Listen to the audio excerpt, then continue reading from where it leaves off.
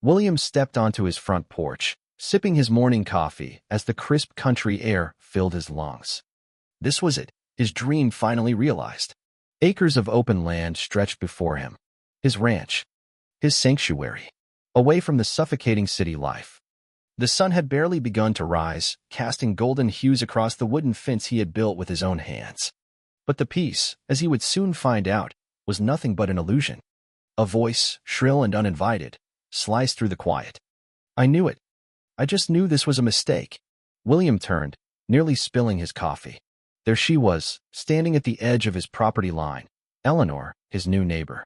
A middle-aged woman with the type of expression that made you feel like you'd committed a crime just by existing.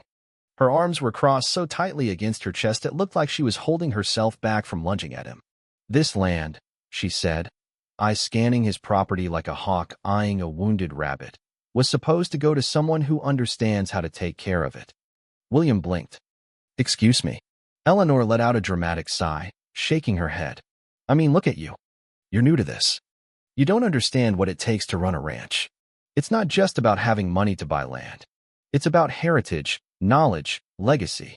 She gestured toward her own pristine home sitting atop a slight hill, her lot lined with perfect white fencing. People like me? We were born into this life.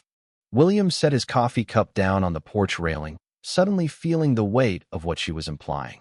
He had worked his entire life to get here, saved every penny, endured sleepless nights to make this dream a reality, and now, on his very first morning of peace, this woman, whom he had never met before, was telling him he didn't deserve it. Before he could respond, Eleanor continued. It's nothing personal, of course, but ranching isn't something you can just buy your way into. I worry about what your inexperience is going to do to the neighborhood. William stared at her, at the audacity dripping from every word. Right? He finally said, his voice calm. Funny thing about land, you don't have to pass a test to own it. You just have to buy it. And I did. Eleanor let out a short, humorless laugh. Well, that's exactly the problem. You don't belong here. You don't fit in with the culture people like me have worked for generations to maintain. William clenched his jaw, already knowing where this was going. She was one of those types, people who thought that their mere presence gave them the right to dictate what others could and couldn't do. Well, he said, keeping his tone even, I guess you'll just have to get used to me being your neighbor. Eleanor huffed, turning on her heel. We'll see, she muttered before stomping back toward her house.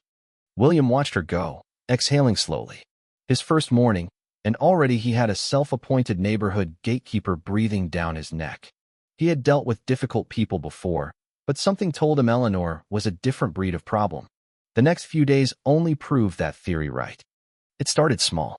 William would wake up to find his deliveries delayed, only to later learn from the supply company that someone had called and informed them that the address was incorrect. Then there was the mysteriously rerouted mail, letters and packages that somehow ended up at Eleanor's house first, which she would return days later with a smug smile, claiming she was just trying to be helpful. Then came the complaints. William was outside installing a new section of fencing when a man from the county office showed up. We got a report that your fencing violates property guidelines, the man said, looking bored. William wiped the sweat from his brow. From who? The official hesitated before answering. A concerned neighbor. William didn't need to guess. He sighed. My fencing is well within regulations.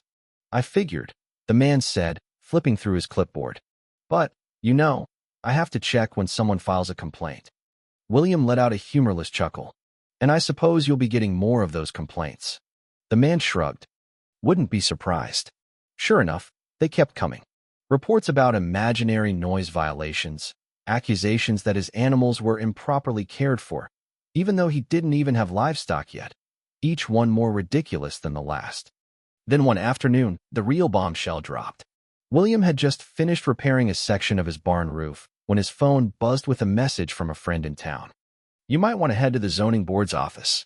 Your neighbor is trying to have your land rezoned. William's blood ran cold.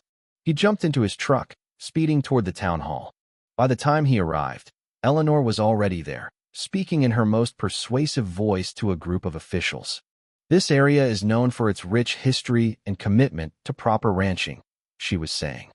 We simply can't have just anyone coming in and disrupting that balance.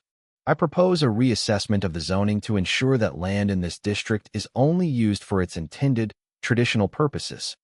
William stepped forward, making his presence known. And by traditional purposes, you mean for people you approve of? Eleanor turned, feigning surprise. Oh, William, I didn't see you there. William crossed his arms. Cut the act. You're trying to sabotage my ranch. Eleanor gasped, clutching her chest as if personally wounded. Sabotage? Oh, don't be ridiculous. I'm merely looking out for the integrity of our community. William glanced at the board members. Let me get this straight. You want to change the zoning rules just because you don't like who bought the land next to you. Eleanor straightened her posture. I wouldn't put it so crudely, but yes. We have standards to maintain. One of the officials cleared his throat. MS. Caldwell, zoning laws aren't based on personal preference. Eleanor's face twitched, her lips pressing together in frustration. William took a step closer. You can't change the fact that I own this land. And you definitely can't change the fact that I'm not going anywhere.